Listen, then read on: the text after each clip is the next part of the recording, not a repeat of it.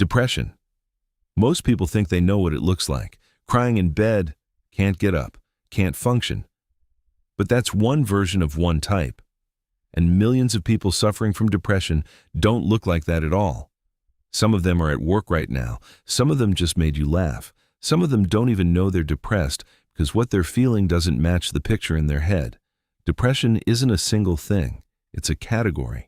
And every type feels different enough that people spend years living inside one without ever recognizing it for what it is.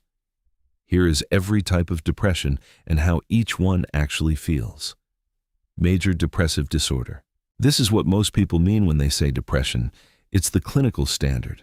To be diagnosed, symptoms must last at least 2 weeks and represent a clear change from how you normally function.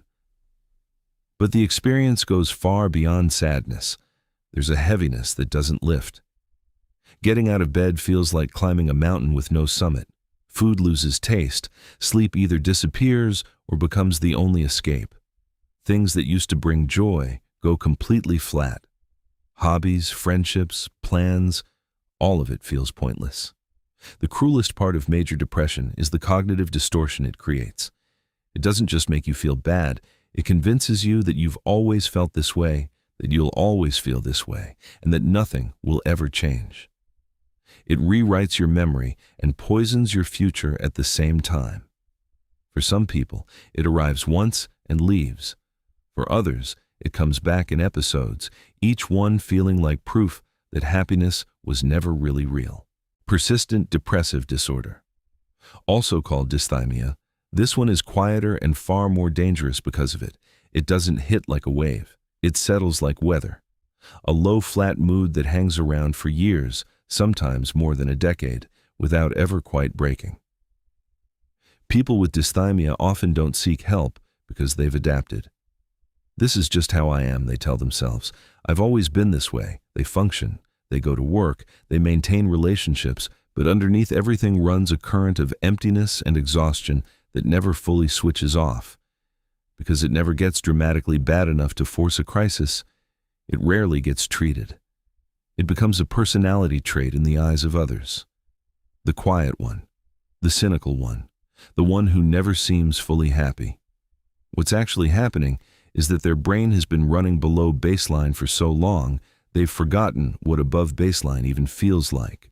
Bipolar depression. Bipolar disorder involves episodes of both mania and depression, and it's the depressive phase that does the most damage. When someone with bipolar disorder crashes into a depressive episode, it often hits harder and faster than major depression. What makes it distinct is the contrast. Before the depression came energy, reduced sleep, racing thoughts, maybe euphoria. Then the floor drops out. The same person who felt invincible 2 weeks ago now can't see a reason to get dressed. Bipolar depression is frequently misdiagnosed as standard depression, which matters enormously because the treatment is different. Antidepressants alone can trigger a manic episode in bipolar patients. Getting the diagnosis right isn't just clinical precision, it's safety. Seasonal affective disorder. SAD is depression that follows the calendar. It typically arrives in late autumn and lifts in spring, tied directly to reduced sunlight and the disruption of the body's internal clock. It's often dismissed as winter blues or moodiness, but for people with full seasonal affective disorder, it's a genuine depressive episode that returns with predictable cruelty every single year. Energy drops. Sleep increases but never feels restful. Appetite shifts toward carbohydrates. Social withdrawal begins. The world narrows, and the worst part is knowing it's coming. Watching summer end with a kind of dread that most people around you don't understand. Light therapy, vitamin D, and in some cases medication can interrupt the cycle, but for millions, every year brings the same descent and the same slow climb back out. Postpartum depression. This one is surrounded by so much silence that many people suffer through it alone, convinced something is wrong with them as a person rather than their brain chemistry. Postpartum depression affects roughly 1 in 7 new mothers and can also occur in fathers and non-birthing parents. It goes far beyond the baby blues, the mild emotional dip that typically resolves within 2 weeks.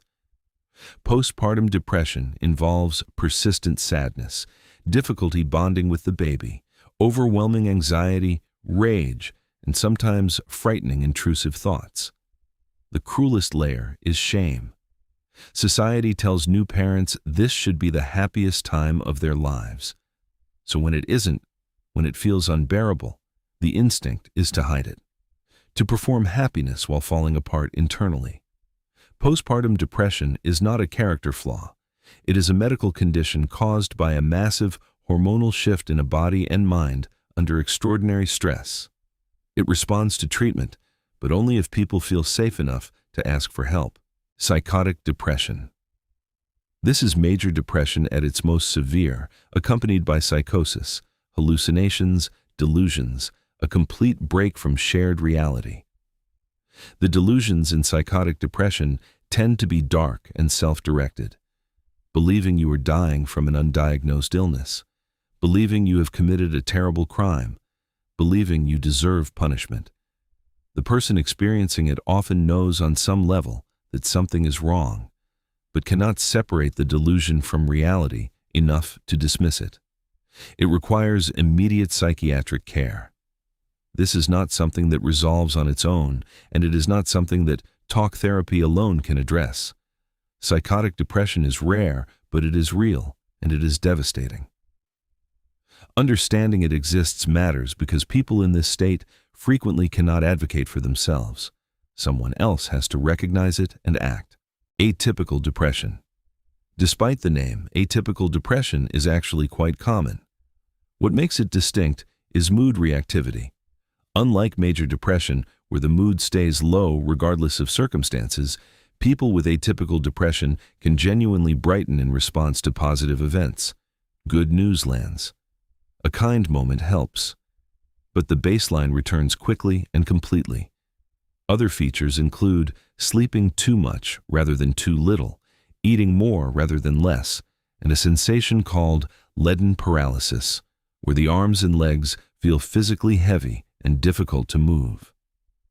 There's also extreme sensitivity to rejection that persists even outside depressive episodes. A relationship ending, a critical comment, a perceived slight can trigger an emotional reaction that feels completely disproportionate to people around them and completely uncontrollable to the person experiencing it. High-functioning depression. This is perhaps the most invisible type. The person with high-functioning depression shows up. They perform. They smile in meetings, hit their deadlines, maintain their friendships, and go home to collapse behind closed doors. From the outside, they look fine.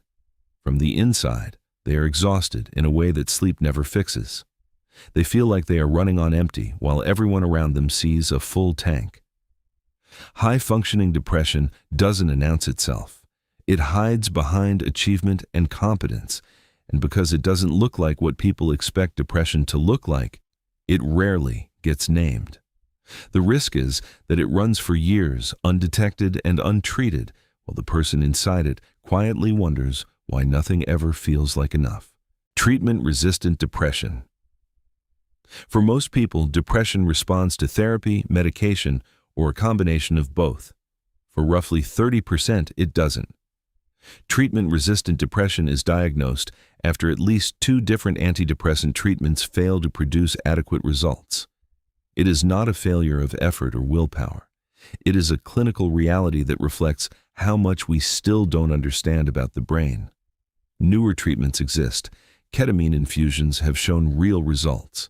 Transcranial magnetic stimulation is producing breakthroughs. Electroconvulsive therapy, stripped of its outdated reputation, remains one of the most effective treatments available for severe cases. The point is that treatment-resistant does not mean untreatable. It means the first answers didn't work and that the search has to continue. For people living inside it, that distinction is everything. Situational depression. This one has a clear cause: job loss, divorce, bereavement, diagnosis, trauma. Situational depression, clinically called adjustment disorder with depressed mood, is the brain's response to a specific overwhelming stressor. It looks like depression because it is depression. The distinction matters for treatment, not for compassion. What this type often receives instead of care is minimization. You have a reason to be sad, as if having a reason makes suffering more bearable or less real. The danger is when situational depression isn't treated and extends beyond the triggering event. When the stressor resolves, but the depression remains. That transition point is where situational depression can quietly become something longer and harder to treat. Premenstrual dysphoric disorder. PMDD is a severe form of premenstrual syndrome that goes far beyond mood swings. In the days before menstruation, levels of estrogen and progesterone drop sharply. For most people, this is unremarkable. For those with PMDD, it triggers a depressive episode that can include rage, hopelessness, anxiety, and in severe cases, suicidal ideation. Then menstruation begins, and within days, the symptoms lift almost completely. This cyclical pattern is both the defining feature and the reason it's so often dismissed. People are told it's just PMS. They're told to manage it. What's actually happening is a monthly psychiatric episode with a hormonal trigger. It is recognized, it is diagnosable, and it is treatable. The fact that so many people suffer through it undiagnosed isn't a medical mystery. It's a failure of how seriously we take cyclical mood disorders. Depression doesn't always look like what you've been shown. Sometimes it looks like someone who laughs too easily, someone who never misses work, someone who seems completely fine until they aren't. Every type lives differently in the body and the mind. Every type deserves to be recognized, named, and taken seriously. If something in this video sounded familiar, that recognition matters. A name isn't a sentence, it's a starting point.